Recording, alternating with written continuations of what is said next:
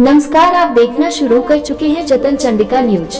मैं आपकी होस्ट मौली राठौर। आइए देखते हैं। बनाया गया था और उस पर चर्चा भी थी, परंतु बहिर्गमन का कोई अर्थ नहीं था। एक प्रश्न ये है, और वो मैं आपके सामने भी बहुत स्पष्टता के साथ कहना चाहता हूँ कि जो अब तक प्रधानमंत्री आवास के नाम पर समूचे प्रदेश में लगभग 11 लाख आवास, 11 लाख से अधिक आवास बने हैं, उसको छोड़कर 18 लाख और आवास बनने की बात हम लोगों ने प्रारंभ में ही अपने आंदोलन में ही कही थी, और विष्णुदेव जी की सरकार उस काम को कर रही है। मैं आपको इस पे बड़ी स्पष्टता के साथ वो आंकड़े भी बताना चाहता हूँ जिसके माध्यम से वो आवास बनने वाले हैं। इसमें प्रधानमंत्री आवास की प्रतीक्षा सूची 2011 परमानेंट वेटिंग लिस्ट कहते हैं, उसका 6,99,000 और लगभग 400 आवास, 6,99,400 से अधिक आवास प्रधानमंत्री आवास के waiting list, permanent waiting list 2011 की सर्वे सूची के आधार पर वो बनना है। साथ ही साथ 8,19,999 आवास ये हैं जो आवास प्लस की सूची से आना है, और उसके बाद जो पुराने आवास के राशि बच गई थी जिनको अभी पूरा कराया गया है वो 2,46,000 आवास वो भी हैं। साथ ही साथ 47,090 आवास वो हैं जो मुख्यमंत्री आवास योजना के अंतर्गत विगत सरकार ने दी थी। चूँकि गरीबों का मामला है, इसलिए मुख्यमंत्री जी ने कहा कि जिसका भी नाम आता है उसमें उसको दिया जाए। इस तरीके से 18 लाख से अधिक आवास, 18,12,743 आवास ये देने की बात कही गई है। तो मैं बड़ी स्पष्टता से के साथ ये कहना चाहता हूँ कि अब तक जो आवास बने हैं हमारे वो है, अब तक जो आवास बने हैं वो है 11,58,919 आवास बने हैं। अब तक बने हुए आवास 11,58,919 आवास बने हैं। प्रधानमंत्री आवास की शुरुआत 2016 से होती है, और 2016 और 17 फिर 18 के दिसंबर में कांग्रेस की सरकार आ जाती है। इतने में ही 6 लाख आवास बनाए गए, 16 के अतिरिक्त 17 और 18 2 वर्ष में 6 लाख आवास भाजपा की सरकार के द्वारा बनाए गए। और उसके बाद अभी जब भाजपा की सरकार आई है तो 2,25,000 आवास इन महीनों में बनाकर तैयार किए गए, जिसके पूरे आंकड़े। तो इस तरीके से लगभग 8,25,000 आवास 11,58,000 आवासों में से भाजपा की सरकारों के द्वारा बनाए गए हैं, और विगत 5 वर्षों में 3 लाख लगभग आवास बनाए गए। अब मैं इसमें आपसे ये भी बताना चाहता हूँ कि ये सूची जिसको मैंने बार बार दिखाया है सबको, ये वो सूची है जिसको देखकर पूरा दृश्य समझ में आता है कि केंद्र की सरकार के द्वारा 17 राज्यों को 32,50,000 आवास दिए गए। उसमें से 16 राज्यों को 2011 की सर्वे सूची अर्थात परमानेंट वेटिंग लिस्ट के आधार पर कोई आवास देने की आवश्यकता नहीं पड़ी, वरन 6,99,331 आवास सिर्फ छत्तीसगढ़ को देना पड़ा। 6,99,331 आवास सिर्फ छत्तीसगढ़ को देना पड़ा। ये वो सूची है। यही सूची ये दर्शाती है कि अन्य राज्यों ने तो अपने परमानेंट वेटिंग लिस्ट को पूरा कर लिया था, परंतु छत्तीसगढ़ ने परमानेंट वेटिंग लिस्ट पर काम नहीं किया था, और ये सारे आवास शेष रह गए थे छत्तीसगढ़ में। किस तरीके से आवास यहाँ बनने थे और किस तरीके से उस आवास को वापस किया गया, इसकी भी पूरी जानकारी आज थी। समय थोड़ा कम पड़ा, परंतु ये बात है। हम लोगों ने छत्तीसगढ़ में सरकार बनने के बाद 2024-25 में एक 8,369 करोड़ रुपए का प्रावधान किया, जिसमें से 5,142 करोड़ रुपए का आहरण भी हो चुका है, और शेष राशि का भी आहरण भी हम करेंगे अभी।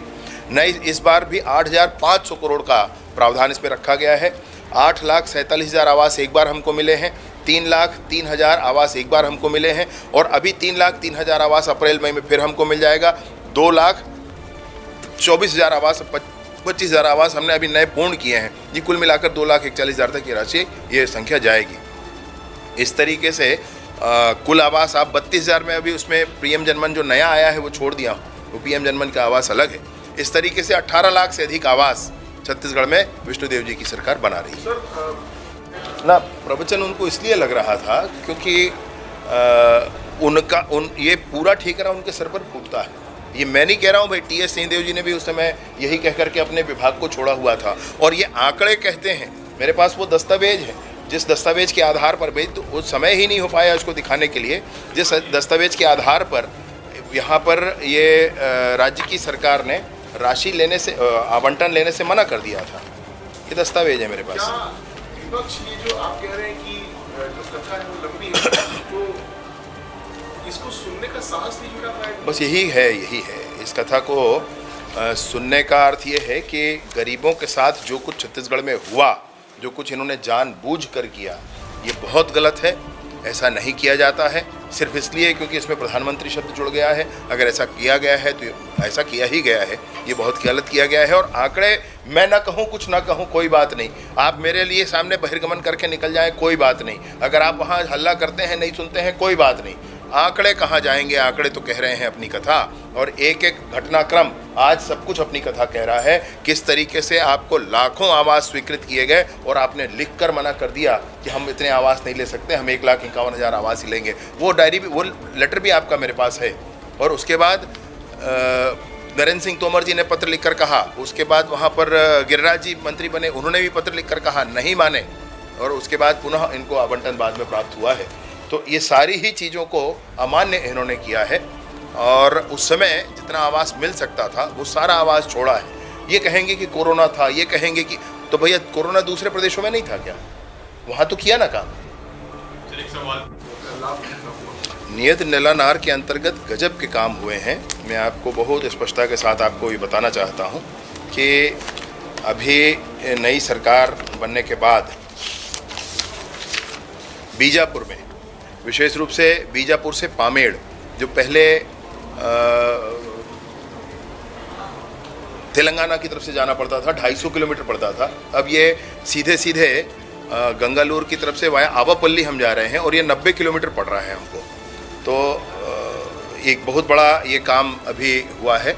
ऐसे बहुत सारे बस सर्विसेज शुरू किए गए हैं। अंदर अंदर जहाँ पर पहले आदमी जहाँ कहते थे कि परिंदा पर नहीं मार सकता है, वहाँ पर बस की सुविधाएं शुरू हुई हैं। और ऐसा नहीं कि सब सरकार चला रही है बस। मैं आपको बताना चाहता हूँ कि बीजापुर से पामेड़ वाया आवापल्ली जो बस चल रही है वो प्राइवेट ऑपरेटर चला रहे हैं, बीजापुर के ही लोग हैं जो चला रहे हैं, और दिन में 2 बसें चलती हैं। और उसके बाद ऐसी मुतवेंडी से बीजापुर वाया गंगालूर, ये जिला प्रशासन चला रहा है। पहले ये कांवड़ गाँव से चलता था, अब यहाँ से चल रहा है। जिला पंचायत में भाजपा का बहुमत आया है और भाजपा के जिला पंचायत में अध्यक्ष बने श्रीमती जानकी कोरसा जी बनी। तो ये बहुत बड़ा परिवर्तन बीजापुर में भी अब आपको देखने को मिल रहा है। नहीं, इतने समय ही कम पड़ गया, उसमें चर्चा के लिए समय कम पड़ गया। अभी कोशिश करेंगे किसी प्रावधान के अंतर्गत सदन में इस बात की चर्चा हो जाए ताकि प्रधानमंत्री आवास पर और स्पष्टता सबके ध्यान में आ जाए। मैं इसमें यही कह रहा हूँ कि अभी उनका एक प्रश्न था, वो ये प्रश्न था कि जो 18 लाख आवास की बात हमारे भूपेश विष्णुदेव जी की सरकार कर रही है, वो 18 लाख आवास इन 11 लाख निर्मित आवासों को छोड़कर है या इसको मिलाकर है? तो बड़ी स्पष्टता के साथ, सुना नहीं बात उन्होंने, लेकिन बड़ी स्पष्टता के साथ मैंने इस बात को कहा कि वो 18 लाख अलग है और ये 11,58,000 अलग है। जो निर्मित हो चुके हैं उसको उसमें नहीं जोड़ा गया है, वो 18 लाख आवास अलग है। और उसका बाइफर्केशन आप कहें तो मैं फिर से एक बार आपको उसका बाइफर्केशन बता देता हूँ। उसका बाइफर्केशन है 6,99,400 से अधिक आवास परमानेंट वेटिंग लिस्ट 2011 के, और उसके बाद 8,19,999 आवास प्लस के, और उसके बाद 2,46,000 लगभग आवास वो जो जिसके किस्त शेष रह गए हैं, नहीं बने थे और जो अभी बनवाए गए हैं। क्योंकि ये जो संकल्प हमारा पारित हुआ है ये 14 दिसंबर 2023 को पारित हुआ है, जब सरकार का पहला कैबिनेट था, उस दिन का है जो मैं आपको देख करके विषय बता रहा हूँ। और इसके बाद इसके बाद जो 47,090 आवास जो मुख्यमंत्री आवास के नाम से आए हैं वो और है। ये सारे आवास मिला करके 18,12,743 आवास होते हैं, जो कि 11,58,000 निर्मित आवासों से पृथक हैं। ये मैंने बताया। मैं नहीं, मैंने उसको बहुत स्पष्टता से कही मैंने बात। आप एक बार ध्यान दें, इन्होंने उत्तर मांगा है वर्ष का, तो जनवरी से दिसंबर दिया गया। वहाँ मांगा गया है वित्तीय वर्ष का, तो अप्रैल से मार्च दिया गया, इसलिए उनको अंतर दिखा। मैंने वो सबसे पहला प्रश्न उनका वही था और उसका उत्तर मैंने बताया कि ये वर्षवार दिया गया। हमको बड़ी मेहनत करनी पड़ी इस उत्तर को निकालने के लिए, नहीं तो रेडीमेड था उत्तर। वो बड़ी मेहनत करके उन्होंने वर्ष कहा, तो जनवरी से दिसंबर हर एक बार का निकाला गया, महीने का, जिले का निकाल करके फिर उसको बताया गया। मैं आपको एक बहुत महत्वपूर्ण बात और कहना चाहता हूँ। हमारा जो 14 दिसंबर 2023 को एक संकल्प पारित हुआ था, उस कैबिनेट का प्रस्ताव हुआ था, उस प्रस्ताव में था प्रधानमंत्री आवास योजना के मद से पुनर्विनियोजित कुल राशि रुपए 1630 करोड़ का पुनः बजट में प्रावधान किया जाना है। ये पुनर्विनियोजन उस समय क्यों हुआ था, ये तो अभी मुझे अध्ययन के समय और ध्यान आया, तो इस बात पर भी आगे चर्चा करेंगे। मतलब ये हुआ ये है कि केंद्र की राशि को आहरण करके और दूसरे मद में उपयोग किया गया, मुख्यमंत्री आवास में कर दिया गया उपयोग, ऐसे हुआ। सर, आपने कहा कि पीएम आवास जिसने जजिया कर लगाया, जिसने पूरे समाज को बांट दिया, भारत जैसे समृद्ध समाज को बांट दिया, जिसने हिंदू होने के नाम पर लोगों पर जाने कितने अत्याचार किए, जिसने कितनी मंदिरें तोड़वाई, अगर वो किसी का आइडल हो सकता है, वो किसी का हीरो हो सकता है, तो उस व्यक्ति पर ही हमको शंका है, उस व्यक्ति की ही जांच अभी तुरंत करनी चाहिए। जतन चंडिका की लगातार सही और सटीक खबरें देखने के लिए जतन चंडिका न्यूज़ को सब्सक्राइब, लाइक, कमेंट एवं शेयर करना ना भूलें और बेल आइकॉन बटन दबाना ना भूलें। लगातार जतन चंडिका आप